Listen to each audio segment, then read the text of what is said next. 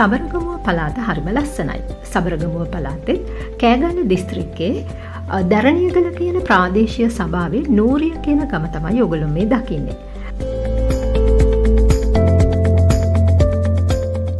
අපිට දක්නට හම්බුණා ශ්‍රීපාද ස්ථානය, ඒ වගේම එහි තියෙන කඳු ඇටි ටික, ඉතාමත්ම ලස්සන ශාක, හරිම ලස්සනයි.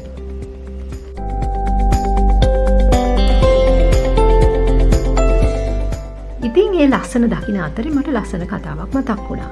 එක පින්වත් හාමුදුරු නමක් ධර්මදේශනාවකට වැඩිහාම එයාගේ ශ්‍රාවකයන් බොහෝම අග්‍රගණ්‍ය හෝටලයක එතුමට ලෑස්ති කරලා දීලා තියෙනවා කාමරයක්. හැබැයි මේ කාමරය අලංකාර කරලා තියෙනවා ස්වභාවික වනාන්තරයක් වගේ. එතකොට හාමුදුරු නම ඇතුල් වෙද්දිම උන්වහන්සේ කියලා තියෙනවා මෙතෙන්ට අඩු ණයෙක් විතරයි කියලා. මම හිතන්නේ ඒක බොහොම ලස්සන කතාවක්. ඒ කියන්නේ අපි මේ දකින හැම ලස්සනක් අතරෙම සමහරක් වෙලාවට භයානක දේවලුත් ගැබ් වෙලා තියෙන්න පුළුවන්.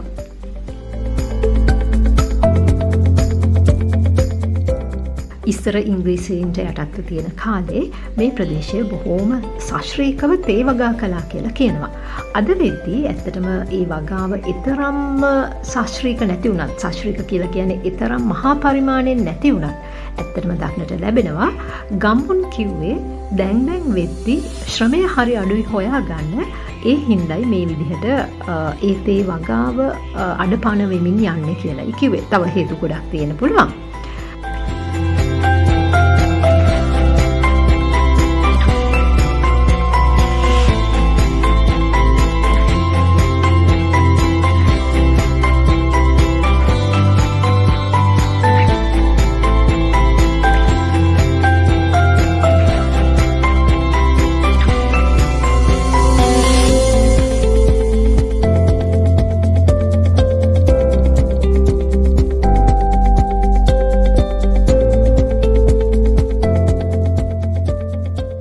ඉතින් ඒ වගේම මම දැක්ක එක භයානක දෙයක් තමයි, භයානක නැහැ, ගොඩාක් අය අපි හරිම බොහොම සෙන්සිටිව් මේ කූඩැල්ලා කියන සතාට.